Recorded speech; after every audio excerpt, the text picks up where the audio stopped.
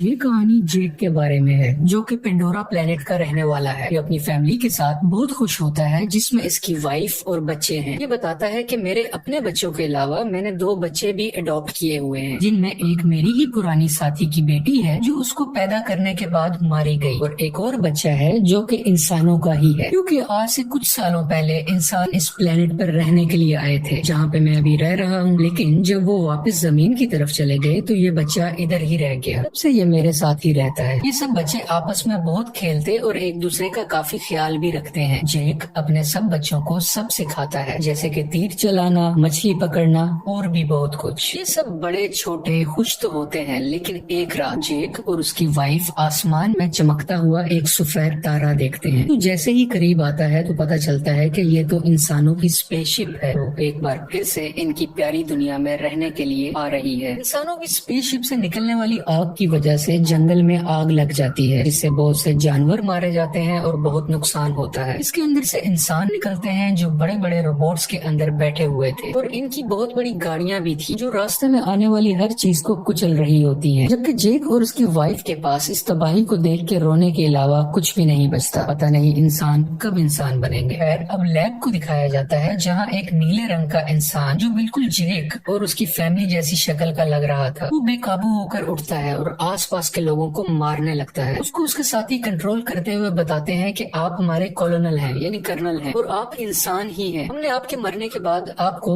Modern technology की मदद से ऐसी बॉडी दे दी है जिस वजह से आप इस प्लेनेट में जिंदा रह सकेंगे। आप दिखने में इस प्लेनेट के लोगों जैसे ही लगेंगे, आपको फिक्र करने की कोई जरूरत नहीं है। इसी तरह बहुत से इंसानों को ऐसी बॉडी दे दी जाती है जो कि हम इन कर्नल के आसपास खड़े लोगों में देख भी सकते हैं। दूसरी तरफ जेक और उसके साथी इंसानों को रोकने के लिए उनकी ट्रेन को तबाह कर देते हैं, जिसमें उनके हथियार और खाने का सामान जा रहा था। ये लोग खुद उड़ने वाले क्रिएचर्स पर थे और इंसानों के हेलीकॉप्टर्स को भी तबाह करने के बाद उनका सामान लूट लेते हैं। जब कर्नल को इस होने वाले नुकसान का पता चलता है तो वो जेक को मारने का प्लान करता है, क्योंकि जेक ही है जो नावी लोगों का लीडर है। बेसिकली जेक और उस जैसे दिखने वाले लोगों को नावी कहा जाता है। ये सभी वो लोग हैं जो जंगलों में रहते हैं और इन्हीं ने ट्रेन पर अटैक भी किया था। लेकिन कर्नल की सीनियर ऑफिसर उसको बताती है कि हमने जब भी जेक के जंगल में अपने जहाज भेजे तो उनके उड़ने वाले क्रिएचर्स ने हमेशा उनको तबाह किया। तुम ही हमारी उम्मीद हो जो कुछ कर सकते हो। तो कर्नल जंगल में अपने कुछ साथियों के साथ पैदल जाता है जहाँ पर जेक के बच्चे खेल रहे थे। वो अपनी तरफ इंसानों को आता देखकर अपने फादर को बताते हैं, लेकिन उसी वक्त इंसान उनको पकड़ लेते हैं। कुछ ही देर में जेक की वाइफ वहाँ पर पहुंचकर एक इंसान के सर से तीर आर पार कर देती है। दोनों में लड़ाई शुरू हो जाती है। जेक की वाइफ अपनी बाकी बच्चों को तो बचा लेती है, लेकिन कर्नल उसके उस बेटे को उठा के अपने साथ ले जाता है जो इंसानी शक्ल वाला बच्चा था, जिसको इन्होंने अडॉप्ट भी किया हुआ था। जेक की वाइफ अपने बच्चे को लेके परेशान ही थी कि जेक कहता है कि हमें इस जंगल को छोड़कर जाना होगा, क्योंकि मैं यहाँ का लीडर हूँ और वो कर्नल मेरे पीछे है। क्योंकि जब पहले इंसान यहाँ आए थे तब मैंने ही कर्नल को मारा था, क्योंकि वो नीले जिस एवाटार में जिंदा होकर दोबारा आया है तो वो मुझे मारना चाहता है। अगर मैं, तुम और हमारी मुकम्मल फैमिली यहाँ से चली गई तो हम अपने कबीले के बाकी लोगों की जान बचा सकेंगे, क्योंकि हमारा पकड़े जाने वाला बच्चा जल्दी हमारी लोकेशन बता देगा कि हम कहाँ रहते हैं और इंसान यहाँ तक पहुँच जाएंगे। जेक की वाइफ जाना तो नहीं चाहती लेकिन आखिरकार मान जाती है। जबकि दूसरी तरफ इंसान जेक के बच्चे पर जुल्म कर कर उसके घर का पता पूछ रहे होते हैं, लेकिन वो हिम्मत करता है और कुछ भी नहीं बोलता। तभी कर्नल आकर उनको रोकते हैं और कहते हैं कि ये इंसान है तो इसे हम इंसानों की तरह बात करेंगे। ये उसकी तरफ दोस्ती का हाथ बढ़ाकर बताता है कि मैं तुम्हारा असली फादर हूँ, और आखिरी बार जब मैं दुनिया में आया तो मैं जानबूझकर तुम्हें यहाँ छोड़ के गया था, क्योंकि मैं साथ तुम्हें लेकर नहीं जाना चाहता था, लेकिन अब मुझे एहसास है और मैं तुम्हें अपने साथ वापस लेकर जाऊंगा। इस पर वो मासूम बच्चा मान जाता है कि ठीक है, मैं आपको जगह दिखा दूंगा। जबकि दूसरी तरफ जेक और उसकी फैमिली अपने कबीले को छोड़कर अपने उड़ने वाले क्रिएचर्स पर बैठ के यहाँ से बहुत दूर चले जाते हैं, कम से कम कहीं रहने को नया ठिकाना मिले और वो वहाँ पे रह सके।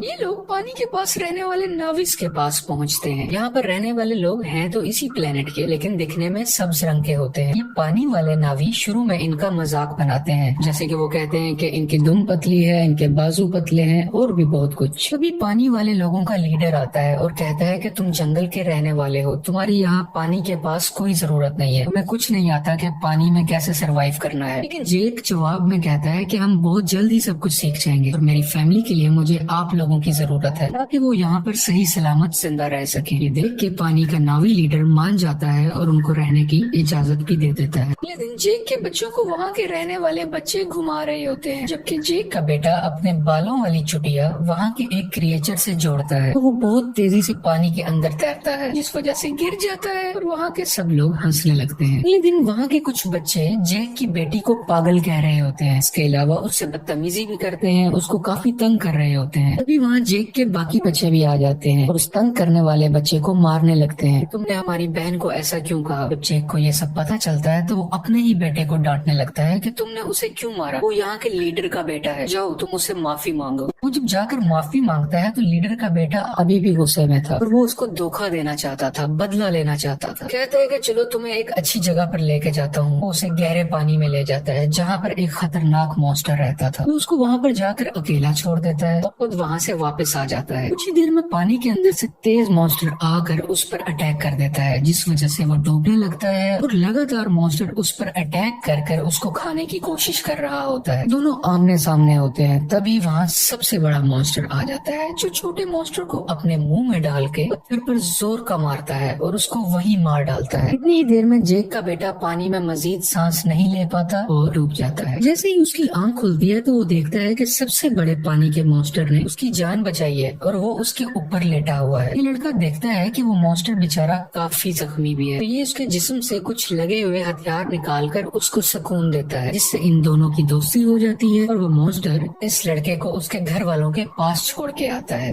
जब सब्ज कबीले वाले नावी लीडर को ये पता चलता है कि उसके अपने बेटे ने ही जानबूझ के हमारे मेहमान को मॉन्स्टर के पास मरने के लिए छोड़ा, वो उसको सजा देने लगता है। लेकिन जेक का बेटा कहता है कि आपके बेटे की कोई गलती नहीं है, ये मेरा आइडिया था गहरे पानी में जाने का, मैंने ही कहा था कि हम वहाँ चलते हैं। इसे देख के लीडर के बेटे को शर्मिंदगी होती है कि इसने मुझे बचा लिया, कि मैंने गलत किया था, मैं तो उसको मारना चाहता था। इसी चीज को देखते हुए वो अब दिल से इनका अच्छा दोस्त बन जाता है। जेक का वही बेटा सबको बताता है कि बड़े मॉन्स्टर ने मेरी जान बचाई और सब दोस्त उसका मजाक बनाने लगते हैं और कोई भी उसका यकीन नहीं करता। अगले दिन ये दोबारा उसी बड़े मॉन्स्टर के पास जाता है और जाके बहुत ज्यादा एंजॉय करता है। वो दोनों आपस में बहुत खेलते हैं, जबकि कर्नल जेक की तलाश में अब तक फिर रहा था। तभी उसको इन्फॉर्मेशन मिलती है कि जेक अपनी फैमिली के साथ कहाँ कहाँ जा सकता है, लेकिन अभी भी एग्जैक्ट इन्फॉर्मेशन नहीं थी, इसलिए मजीद ढूंढना पड़ रहा था। कर्नल ने वहाँ के उड़ने वाले कुछ क्रिएचर्स पर अपना कंट्रोल भी कर लिया था, जैसे कि वहाँ के रहने वाले लोकल नावी लोग उन क्रिएचर्स को इस्तेमाल किया करते थे। तब इंसान जेक को ढूंढने के लिए निकल पड़ते हैं और एक जजीरे यानी आइलैंड पर पहुँचते हैं, जहाँ के लोग कहते हैं कि हमने कभी नहीं देखा जिसकी तस्वीर तुम हमें दिखा रहे हो। कर्नल को इन सब की बातें झूठ लग रही होती हैं, तो वो इन लोगों के एक क्रिएचर को मरवा डालता है। कर्नल का बेटा उसे समझाता है कि ये लोग कुछ नहीं जानते हैं, ये सिर्फ मछलियाँ पकड़ते हैं, इन्हें छोड़ दो, ये कुछ नहीं जानते। तो कर्नल भी अपने बच्चे की बात मान लेता है, लेकिन जालिम इंसान फिर भी जाते हुए वहाँ आग लगवा कर उनके रहने की जगह को जलवा देता है। इस तरह और भी जगहों पर जाकर बहुत से मासूम नावी लोगों को मारने लगता है। सबसे बहुत कुछ पूछता है, लेकिन इस वक्त तक उसको जेक का पता नहीं चलता कि वो कहाँ पर गया।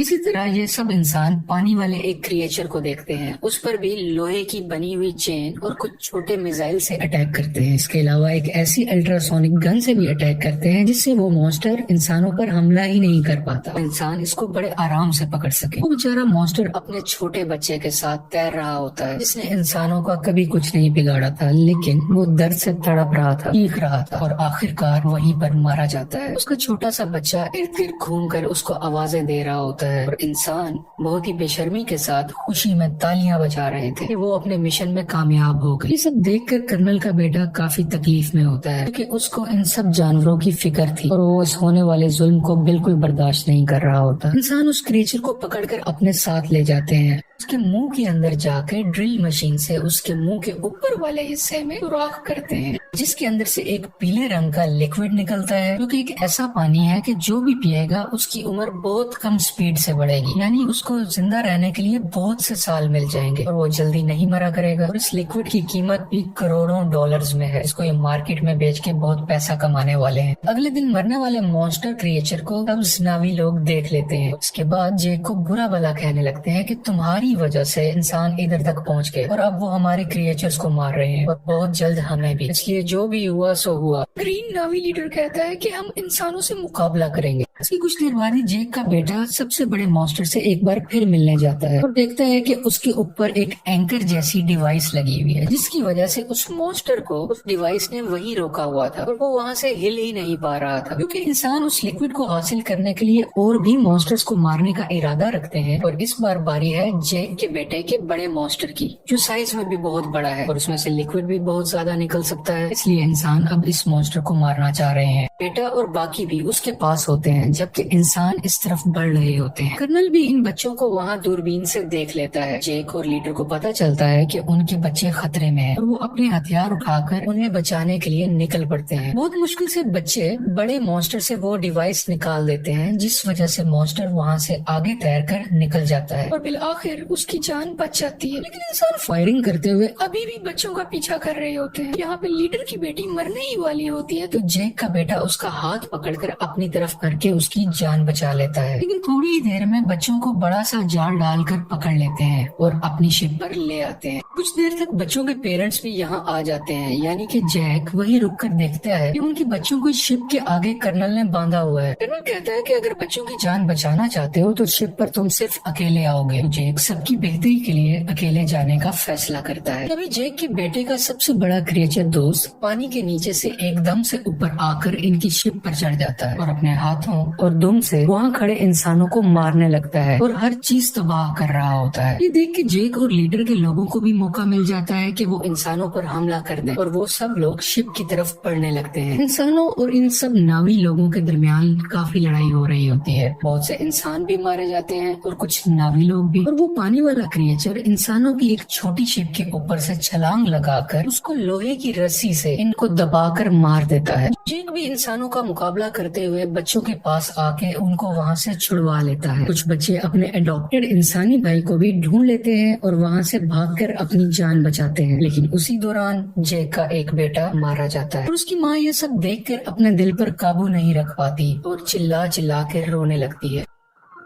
जेक के दो बच्चे फिर से कर्नल ने पकड़ लिए होते हैं और वो लोग इंतजार कर रहे होते हैं कि जेक इनको बचाने आएगा और इसी मौके को देखते हुए हम उसे मार डालेंगे। जेक वहाँ बड़ी खामोशी से आकर धमाका करता है, जिससे हर तरफ आग ही आग हो जाती है। बहुत से इंसान भी मारे जाते हैं। उसकी वाइफ भी बहुत से इंसानों को अपने तीर से हमेशा के लिए खत्म कर देती है और एक इंसान को गुस्से वाली आंखें दिखाते हुए मार डालती है, क्योंकि अभी अभी उसने अपना बेटा खोया था। उसकी आंखों में दर्द था। मौका देखते हुए कर्नल जेक की बेटी की गर्दन पर चाकू रख के उन सबको हथियार डालने का कहता है। लेकिन उसी दौरान जेक की वाइफ वहाँ आकर कर्नल के ही बेटे की गर्दन पर चाकू रख देती है, जिसको देखते हुए कर्नल को उसकी बेटी को छोड़ना पड़ जाता है। अब फाइनली कर्नल और जेक की आपस में हैंड टू हैंड लड़ाई होती है। इसमें बहुत मुश्किलों के बाद जेक कर्नल का गला अपने हाथों में दबाकर उसे मार देता है और आखिरकार ये जालिम कर्नल पानी में डूबने लगता है। लेकिन कर्नल का बेटा उसे डूबने से बचाकर पानी के ऊपर ले आता है, क्योंकि कर्नल ने उसकी जान जो बचाई थी जब जेक की वाइफ ने उस पर चाकू रखा हुआ था। जब कर्नल कहता है कि बेटा मेरे साथ आओ, तो वो उस पर गुस्सा कर अपनी फैमिली के पास चला जाता है, यानी कि जेक के पास। और इसको देखकर जेक की फैमिली भी बहुत खुश होती है और उसको पहले की तरह ही प्यार करती है। आखिर में जेक अपने मरने वाले बेटे को पानी के अंदर दफना देता है और उस वक्त उसको सब पुराना याद आ रहा था कि मेरा बेटा जो आज मरा है उसको मैंने कैसे अपने हाथों में उठाया था जब वो पैदा हुआ था, और आज अपने ही हाथों से दफन भी कर रहा हूँ। और इस फिल्म की कहानी यहीं पर खत्म हो जाती है।